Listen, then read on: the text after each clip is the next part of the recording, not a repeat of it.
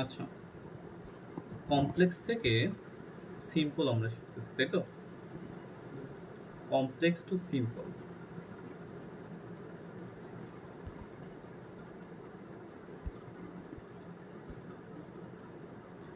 Complex to simple অর্থাৎ complex বাক্যকে simple করব।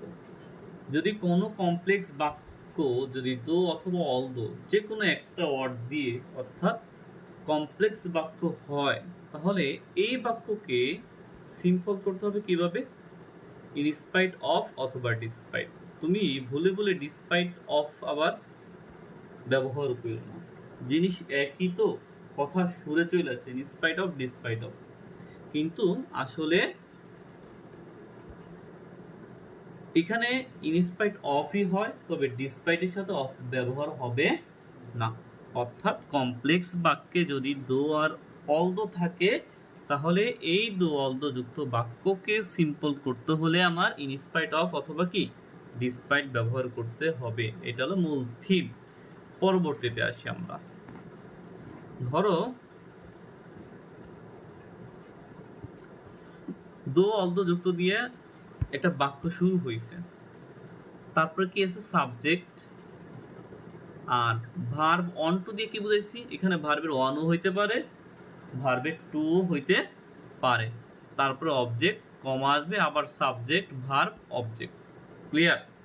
অর্থাৎ দো অলদো যে যুক্ত বাক্যটা আমরা পাইলাম, অর্থাৎ এই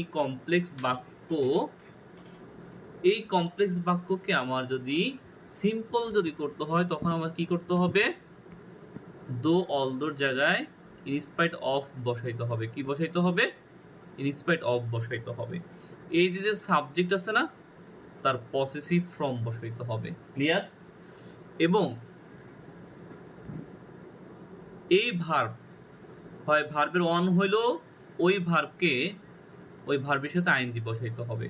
এই ভার্বটা যদি ভার্বের টু হয়, ওই ভার্বকে ভার্বের অন বানাইতে হবে, তার সাথে আইএনজি দিতে হবে। কথা বুঝাইতে পারছি আমি? এই যে ভার্বটা এখানে মূল ভার্ব, একটু বলি। দো অলদোর পরে সাবজেক্ট আসবে, সাবজেক্টের পরে যদি মূল ভার্ব আসে, তখন একটা হিসাব কিতাব আছে। যদি মূল ভার্ব আসে, তখন আমার কি করতে হবে?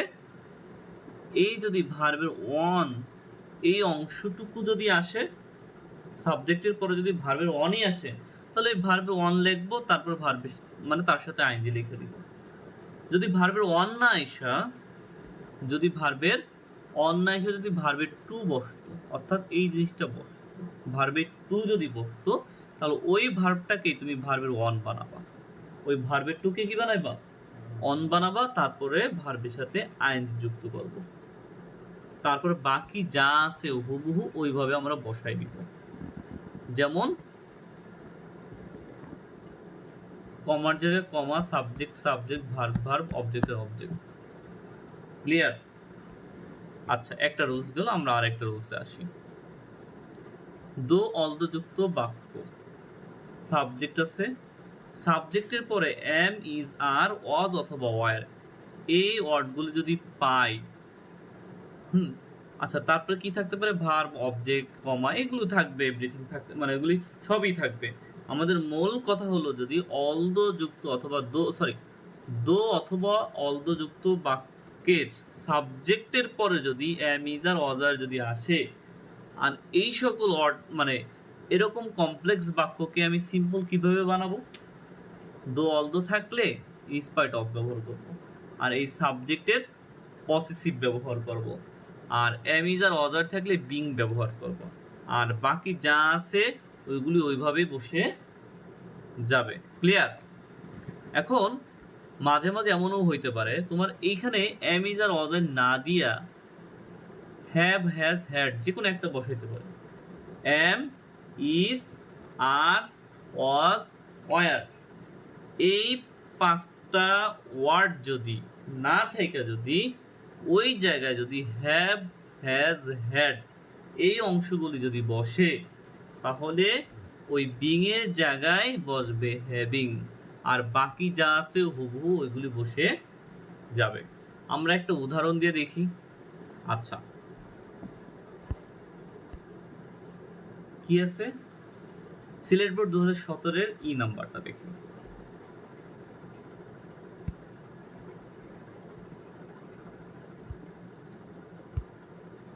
আমাদের সিলেট বোর্ড 2017 এর ই নাম্বারটা দেখি। এখানে কি আছে?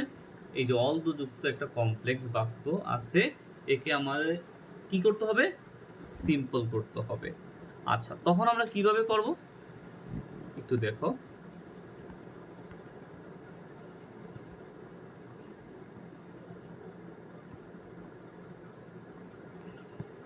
এখানে একটু ভুল করছে ওরা,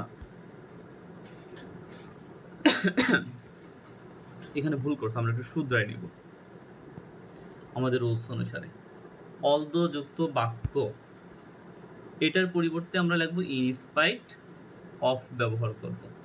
ক্লিয়ার? আর এই যে দেটা কি সাবজেক্ট ছিল না, এর পসেসিভ দিব, এখানে লেখা নাই, আমরা সেই পসেসিভটা লিখে দিব রুলস অনুসারে। ক্লিয়ার? তারপরে যে এই যে ভার্ব আছে না, আর এম ইজ আর অজায় যদি পাই, তার জন্য আমরা কি ব্যবহার করি? বিং ব্যবহার করি। কথা বুঝছো? আমি আবার একটু বলতেছি। প্রথমে এই অলদো যুক্ত বাক্য, এই অলদোর জন্য আমরা কি করব বলতো? ইন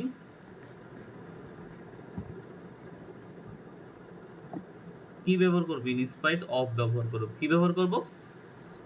এই অলদোর পরিবর্তে আমরা ইনস্পাইট অফ ব্যবহার করব। এখন তারপরে যে আমাদের কি করতে হবে, যে অলদোর পরে যে সাবজেক্ট ছিল তার পসেসিভ বানাইতে হবে রুলস অনুসারে, মাত্র যেটা আমরা পড়লাম। দে থেকে দেয়ার আসবে, তাই তো? এখানে সেটা লেখে না ইনস্পাইট অফ, অফের পরে।